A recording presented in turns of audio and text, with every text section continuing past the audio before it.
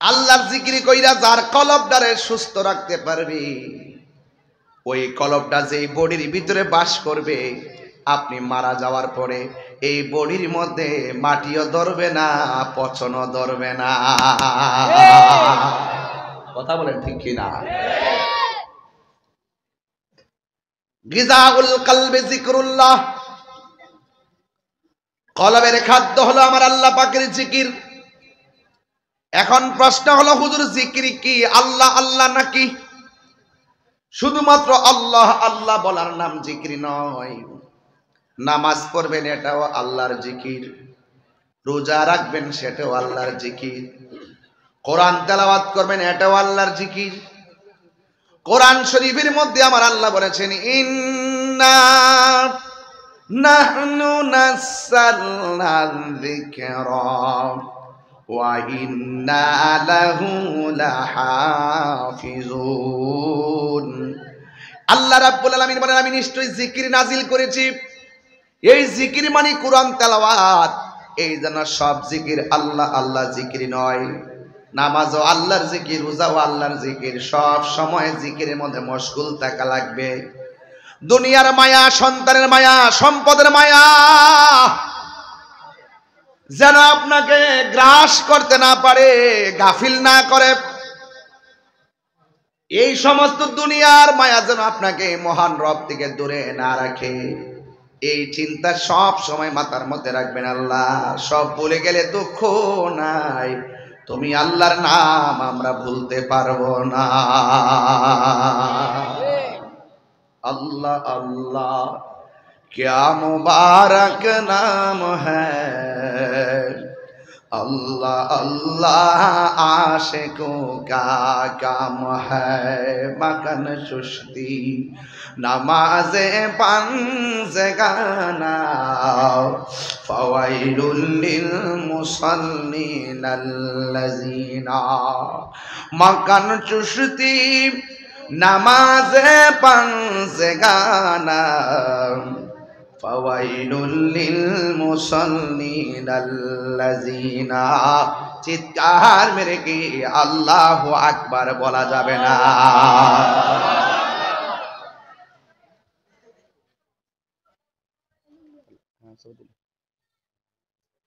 হ্যাঁ বলো।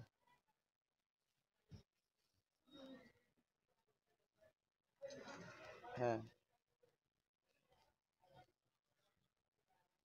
আচ্ছা, আমি ওয়াজে আছি, আমরা কথা বলুন। হ্যাঁ হ্যাঁ হ্যাঁ আচ্ছা।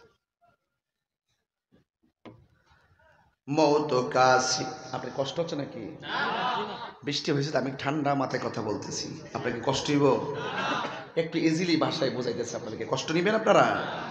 বেশি লম্বা করবো না, আপনারা একটু ধৈর্য নিয়ে বলছেন, ইনশাল্লাহ আমরা টাইম মতো মাহফিল শেষ করবো। বলেন, মৌত কাসিন কুল্লু নাসিন শারিমুন কবর বাইতিন কুল্লু নাসিন দাখিলুন। মৃত্যুর সুদা পান করতে হবে, কথা কোন ঠিক কিনা?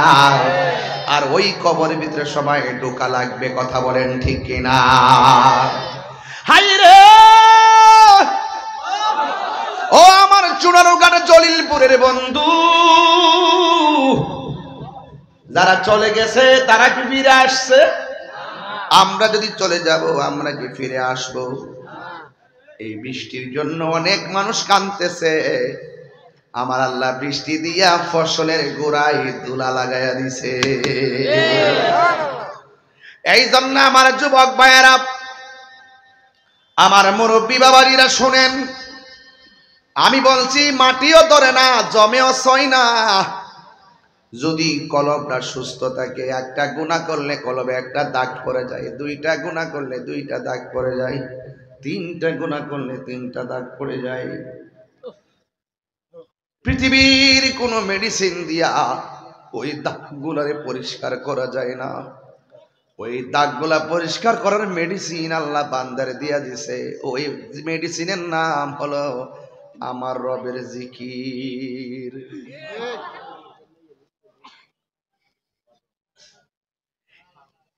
বান্দা গুনাহ করবে, আল্লাহ জানে কি জানে না? আবার বান্দা গুনার মাফের প্রক্রিয়া আল্লাহ বাতাই দিছে কি দেয় নাই? কেন বাতাই দিছে শুনেন। শয়তান বলছে আমি তোমার বান্দাকে বিভ্রান্ত করব, আর আল্লাহ বলছে পারলে করিস আমার মা বান্দারে। পাহাড় পরিমাণ গুনাহ করলে যদি বান্দা বুঝে ফেলে গুনাহ করাটা বড় অন্যায় হয়েছে, আমার আল্লাহ রাব্বুল আলামিন পাহাড় পরিমাণ গুনাহ সেকেন্ডের ভিতরে ক্ষমা করতে পারে কি পারে না? দয়ার মালিক কে? আল্লাহ হলো দয়ার মালিক। আল্লাহু লা ইলাহা ইল্লা হুয়াল হাইয়ুল কাইয়্যুম। যিনি ছিলেন, তিনি আছেন, তিনি থাকবেন। আল্লাহর হাবিব বলে, উম্মত তোমরা যদি গুনাহ মাফ চাও আমার আল্লাহ বড় খুশি, তোমরা যদি তওবা করো আমার আল্লাহ বড় খুশি। কাঁদলে গুনাহ মাফ হয়, কাঁদলে সিনা সাফ হয়, কাঁদলে মুর্দা কলব জিন্দা হয়ে যায়। কান্না চোখের মধ্যে কোনোদিন জাহান্নামের আগুন ধরবে না। তাই তো রাবিয়া বসরিকে প্রশ্ন করা হয়েছিল, এ রাবিয়া তুমি কি জান্নাত চাও না জাহান্নাম চাও? রাবিয়া বসরি বলে, আমি জাহান্নাম রে ডরাই না, জান্নাতের আশা করি না। মানুষ বলে, রাবিয়া এটা কেমন কথা? দুনিয়ার সব মানুষ জাহান্নামের ডরে কান্দে, জান্নাতের জন্য আল্লাহর কাছে আশা করে, তুমি জান্নাত চাইলা না, জাহান্নাম রে ডরাইলা না, কারণটা কি? রাবিয়া বসরি ডাক দিয়া কয়, ও পৃথিবীর মানুষ, আমি জান্নাতের আশা করি না, আমি জান্নাতের মালিকের পাগল। পাগলকে পাগল বলিও না, সব পাগল পাগল না, কিছু পাগলে মন আছে, কিছু পাগলে মন আছে, যারা আল্লাহ নবীর প্রেমে দিবানা। জান্নাত চায় না, জান্নাতের মালিক দরকার। মাল্লাহুল মাওলা ফালাহুল কুল।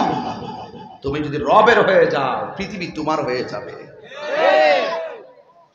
তুমি যদি রবের হয়ে যাও, পৃথিবী তোমার হয়ে যাবে। চিৎকার মেরে কন্যা মারহাবা। قل إن صلاتي ونسكي ومحياي ومماتي لله رب العالمين।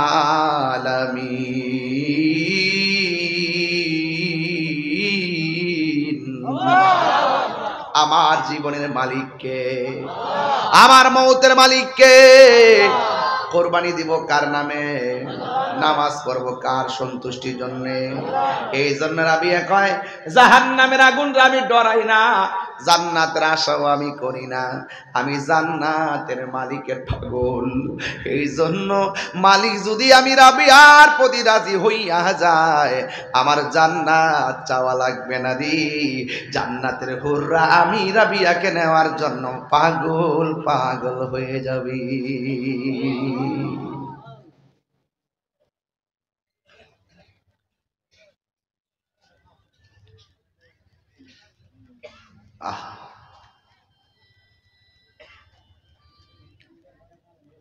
দেখবেন অনেক নদী আছে না, নদী চর চর চর চর আছে না, বড় বড় চর, বাড়িঘর মানুষ বাইন্দা ফেলাইছে, কিন্তু কোন সময় চরগুলো আবার নদী নিয়ে যায়। ওই দিন দেখলাম ভাঙতে ভাঙতে ভাঙতে ভাঙতে প্রায় 60 বছরের এলাকার চর করছে।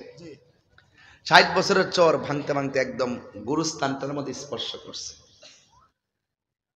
একজনে বলল মিনিমাম কয়েকশো বছর, প্রায় অনেক বছর হবে, প্রায় 50-এর উপরে হবে, কয়েকশো লোক এখানে দাফন করা হয়েছে। এক মুরব্বী বলতেছে যে এখানে চর ভাঙার সময় এমন একটা কবর পাওয়া গেছে, যেই কবরটা অনেক বছর আগে দেওয়া হয়েছে। ওরা তাকায় দেখতেছে ওই বডির মধ্যে একটুও পছন্দ হয় নাই। আর বড় করে কোন সুবহানাল্লাহ। রক্ষা করার মালিক কে? আপনারা তো কন মরে গেলে হাড্ডি মারির লোকে মিশা গেলে আল্লাহ আবার পুনরায় জিন্দা করবো কেমনে? অনেক লোক আছেন এরকম। আমি তারে জিগাইতাম, চাই তুমি মার ফেডে আইসলা কেমনে?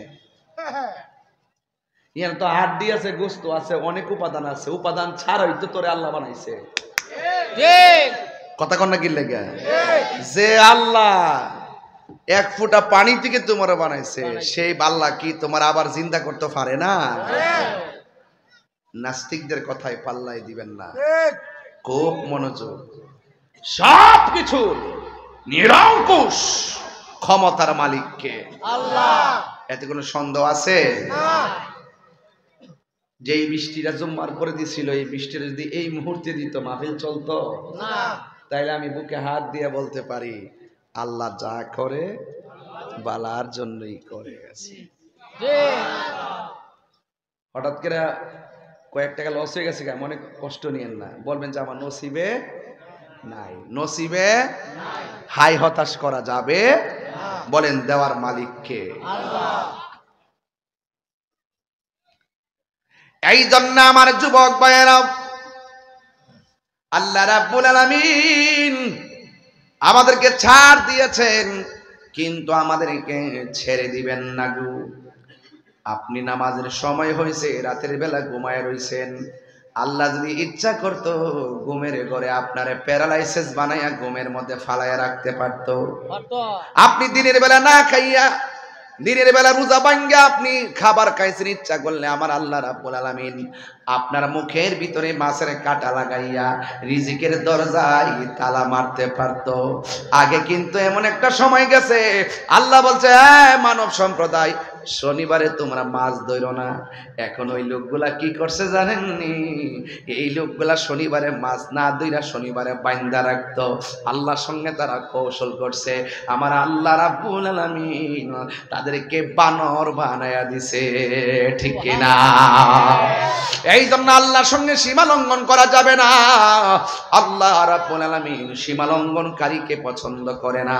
এই জন্য যুবক ভাইয়েরা আমার, আল্লাহ রাব্বুল আলামিন আমাকে আপনাকে বানাইছে গো আল্লাহর গোলামি করার জন্য। নামাজের মাধ্যমে আল্লাহর গোলামি হয়, রোজার মাধ্যমে আল্লাহর গোলামি হয়, হজের মাধ্যমে আল্লাহর গোলামি হয়, যাকাতের মাধ্যমে আল্লাহর গোলামি হয়। আল্লাহ মানা নবী মানা নয়, নবী মানলেই আল্লাহ মানা হয়। কথা কোন ঠিক কিনা? এই জন্য আমার যুবক, আল্লাহ বলছেন ইয়া আইয়ুহাল্লাযীনা আমানু আমিনু বিল্লাহি ওয়া রাসূলিহি। আল্লাহ বলছেন হ্যাঁ ঈমানদারগণ, তোমরা ঈমান আনো আমি আল্লাহর উপরে। এরপরে বলছে ওয়া রাসূলিহি, আমার রাসূলের উপরে। এরপরে বলছে ওই কিতাবের উপরে ঈমান আনো, যেই কিতাবটা আমি আল্লাহ আমার বন্ধুর উপরে নাজিল করছি। একটু সোনারগাঁর জলিলপুরের বাবারা জবানটা খুললে বলেন সেই কিতাবের নাম কি? ওই কোরআনের মধ্যে কোনো সন্দেহ আছে? এই কোরআনের মধ্যে 82 জায়গায় আমার আল্লাহ নামাজের কথা বলছে। কয় জায়গা? কয় জায়গা? 82 জায়গায় আমার আল্লাহ নামাজের কথা বলছে। আকিমুস সালাহ কেন বলছে জানেন? আকিমুস সালাহ একটা মাত্র কারণে বলছে যে নামাজ শুধুমাত্র তুমি একলা পড়ো না, তোমার ভাই থাকলে বাইরে লইয়া যাইও, তোমার স্ত্রী থাকলে তারও কইও, তোমার সন্তান থাকলে তারও কইও। এটার নাম হলো কায়েম। কথা কোন ঠিক কিনা? এই জন্য আমার জলিলপুরের বন্ধুরা, ওই বন্ধু আমার আল্লাহ রাব্বুল আলামিন কোরআনে বলছেন আকিমুস সালাহ, নামাজ কায়েম করো। আমার নবী আপনার নবী রাহমাতুল লিল আলামিন বলেন উম্মত রে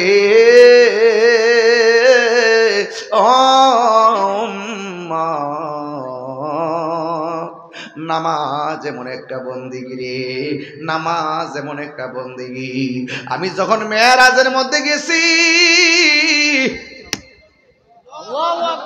আমি যখন মেরাজের মধ্যে গিয়েছি, ওই মেরাজে যাওয়ার সময় আমার আল্লাহ আমার অনেক আযাব দেখাইছে, অনেক গজব দেখাইছে। আমি দেখলাম সব চাইতে কঠিন আযাব কবরের আযাব। আর কবরের মধ্যে মানুষ অনেক অন্যায় করবে, অনেক গুনাহ করবে, সব গুনার মধ্যে একটা গুনার শাস্তি হবে কবরে বেশি। কয় এটা কোনটা? কয় বেনামাজি হইয়া কবরে গেলে তার শাস্তিটা হবে সব চাইতে ভয়ঙ্কর। তাইলে আপনারা জবান খুলে কোন নামাজের দরকার আছে না? না পাইলে নিরালাই গো নবী, পাইলে নিরালাই, পাইলে নিরালাই গো নবী। দুই কদমে চুমো খাবো, দুই চরণে ধুলি মাখব গাই, পাইলে নিরালাই গো নবী, পাইলে নিরালাই, পাইলে নিরালাই গো নবী, পাইলে নিরালাই। আমার নবী নূরের নবী,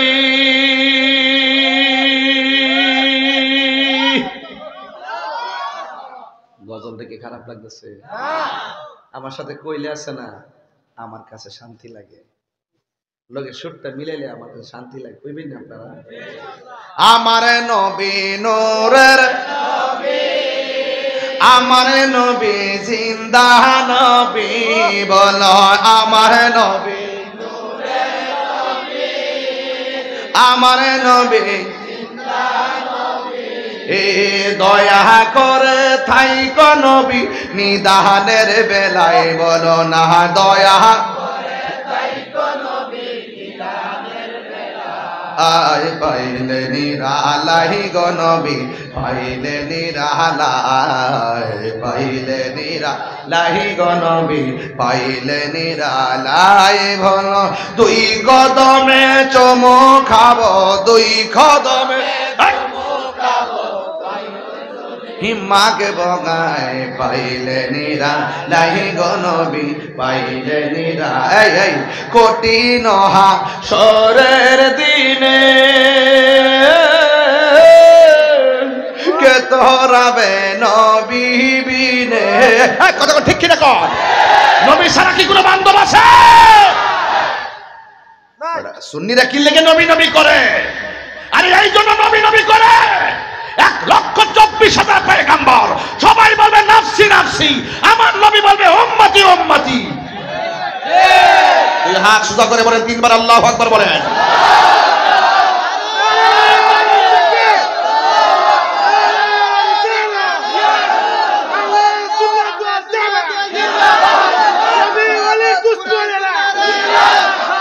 দুই হাত সোজা করেন,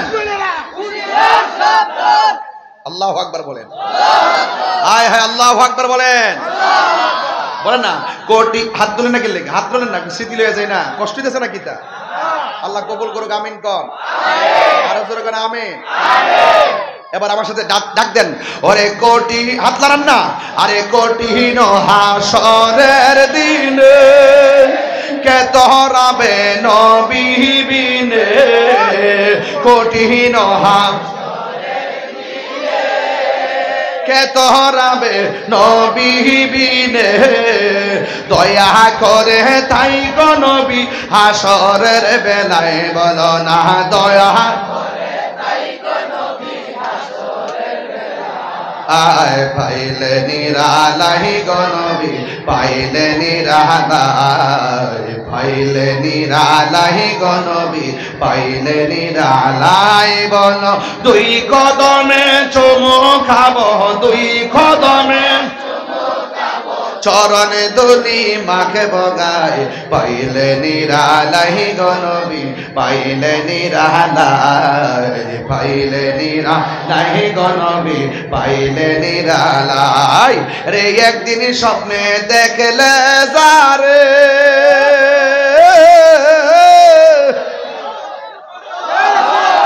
ওরে সব গুনাহ জড়িয়া পড়ে, একদিন স্বপ্নে দেখলে সব গুনাহ জড়িয়া পড়ে।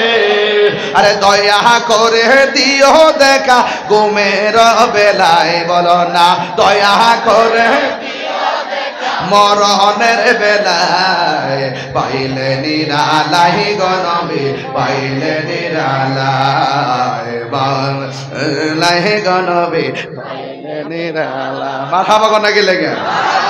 আমার বাবা শরীফ আমার 500 টাকা হাদিয়া দিচ্ছেন, মারহাবা জোরে বলেন। আল্লাহ কবুল করো, আমিন কর। বৃষ্টি আসেনি, দিনের বেলা বৃষ্টি দিয়া প্যান্ডেল সাজাইলি,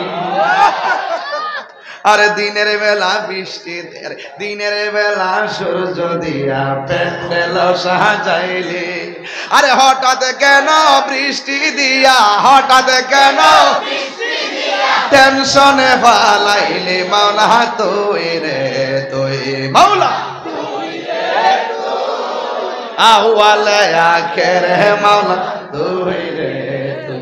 আসল কথা কইতাম নি, ওরে বুয়াল মাছে গিলে খাইলো ইউনুস নবী রে, হায় রে ইউনুস নবী রে, বুয়াল মাছে গিলে খাইলো ইউনুস নবী রে, আরে ইউনুস নবী রে, ওরে দুয়া ইউনুসের ওসিলাই, দুয়া দিলাই বাঁচাইলা তারে মাওলা তুই রে তুই, মাওলা তুই রে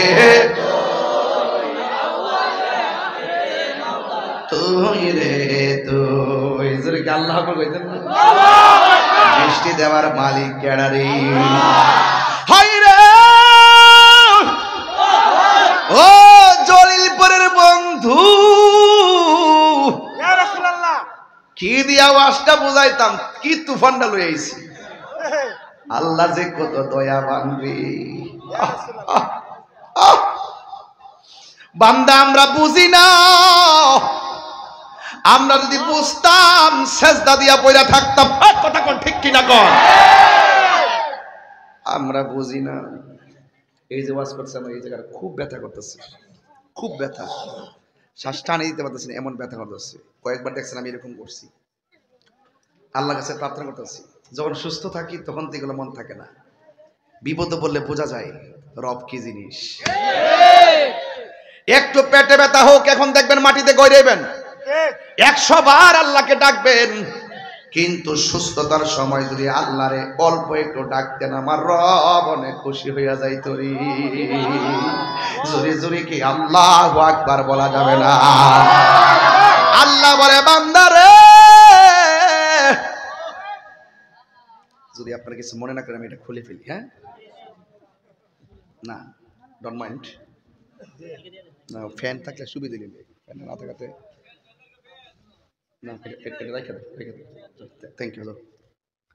নামাজ দরকার আসেনি, কথা কোন আসেনি, নামাজ পড়বেন না আপনারা, সপ্তাহ সপ্তাহ না মাসে মাসে, খিতারের বেটা প্রতি বছর পড়তো। রমজান মাস আইলে প্রথম 10 দিন তারাবির ভিতরে জায়গা নাই, বাইরেও জায়গা নাই। আবার 10 তারিখের পরে 23 তারিখ পর্যন্ত দেখবেন ভিতরের অর্ধেক নাই। 27 সময় দেখবেন ভিতরে জায়গা নাই, বাইরেও জায়গা নাই। 18 জায়গা দেন, আবার খবরই নেই। আসেনি রে কম, আবার বলে প্রতিদিন পড়বো, 1 মাস যদি চেক দিয়ে রাখতারি না।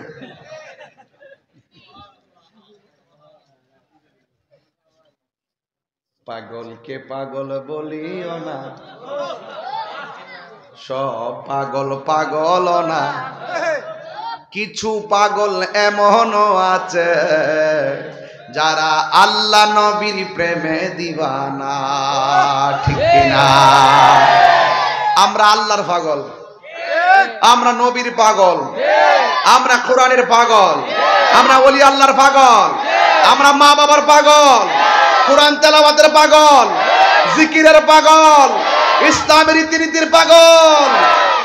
আমরা তোমরা যদি পাগল কো, আমরা কিছু আসে যায় না। পাগল হইতালে তো জীবনটা ধন্যই আছে, কথা কোন ঠিক কিনা? হ্যাঁ, তুমি পাগল হইছো গাঞ্জার পাগল, তুমি পাগল হইছো সিয়ারের পাগল, তুমি পাগল হইছো ক্ষমতার পাগল। খালি ইসলামটার ব্যবহার করো, এর ধরে তলে তলে হইলে কেমনি খালি সিয়ারটা দখল কইরা খাইবা, জমাইবা। আমরা জমাইবার তালে নাই, আমরা চোখ লাল চক্ষুকে আমরা ডরাই না, আমাদের চোখের মধ্যে আছে মদিনাওয়ালার সবুজ গম্বুজের দৃশ্য। কথা বলেন,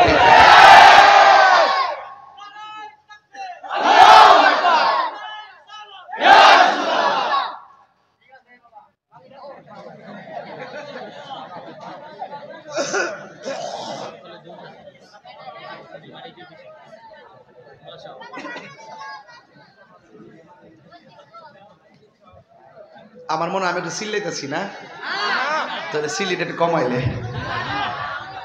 একটা জবান বন্ধ রাখবেন না, কমাই দিতাম।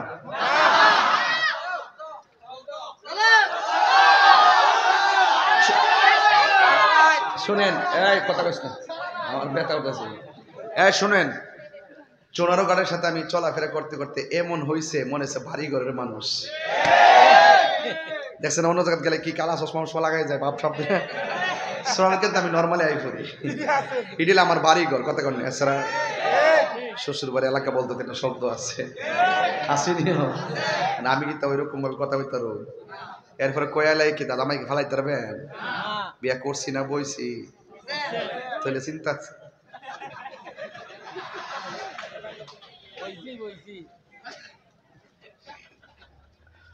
এই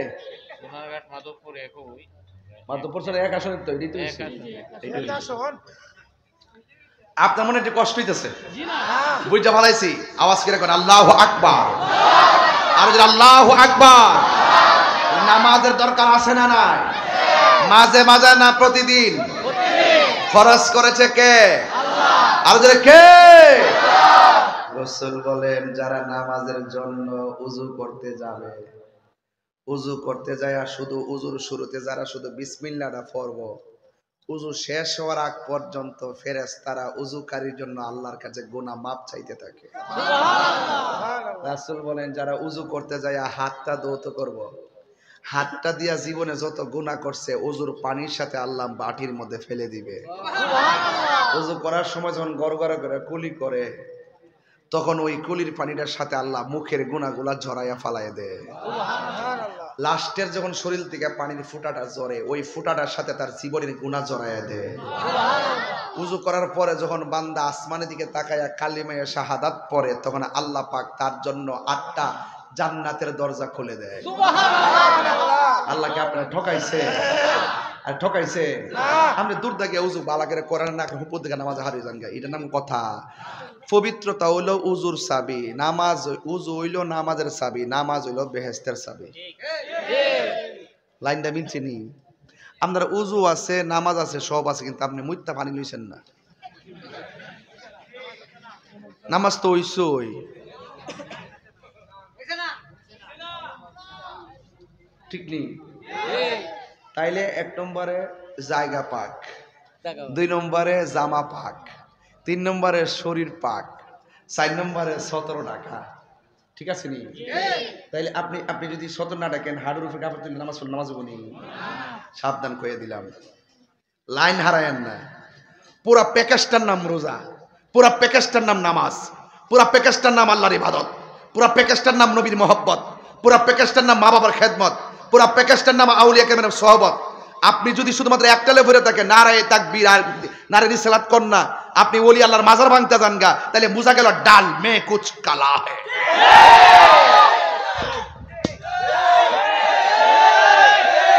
কথা কোন ঠিক কি না বলেন?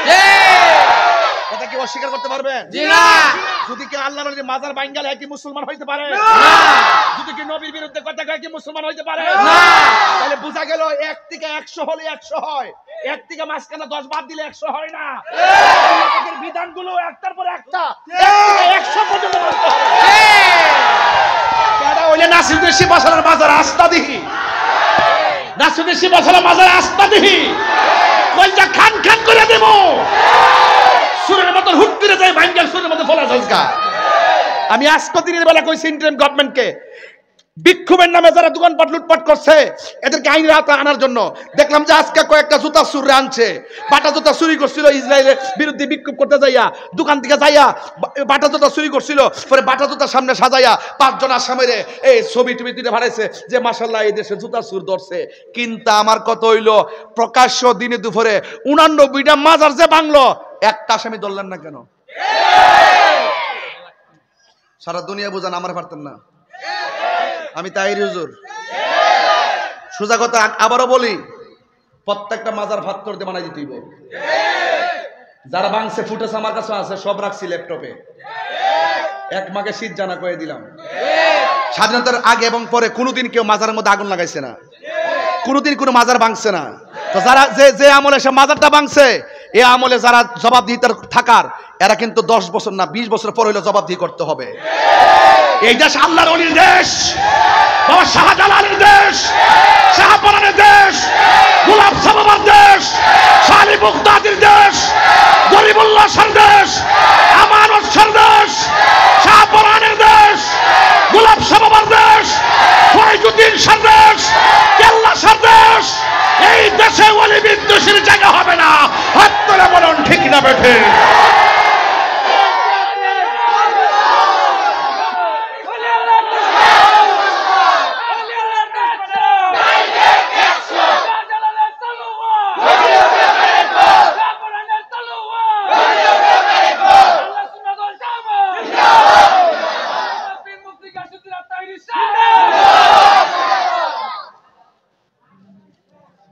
নামাজও পড়বেন, ওলির মাজারও ভাঙবেন, এটা কি মুসলমান? আপনি নামাজও পড়বেন আবার সুদ খাইবেন, আপনি মুসলমান? নামাজও পড়বেন, ঘুষও খাবেন, আপনি মুসলমান? নামাজ পাইবেন, মানুষের খুন করবেন, আপনি মুসলমান? তো মুসলমানের সংখ্যা কি 1 থেকে 100? মাঝখান থেকে কাট হতে পারবে না। এই জন্য আল্লাহ বলছেন ইয়া আইয়ুহাল্লাযিনা আমানু দুখুলু ফিস সিলমি কাফা। আল্লাহ বলছেন হে ঈমানদারগণ, তোমরা নামাজের মধ্যে পরিপূর্ণভাবে প্রবেশ করো। অর্ধেক দইরা অর্ধেক সাইরা, ওমা মুহে এক কথা, ফিহেডের ভিতরে আরেক কথা। সমস্যা নাকি?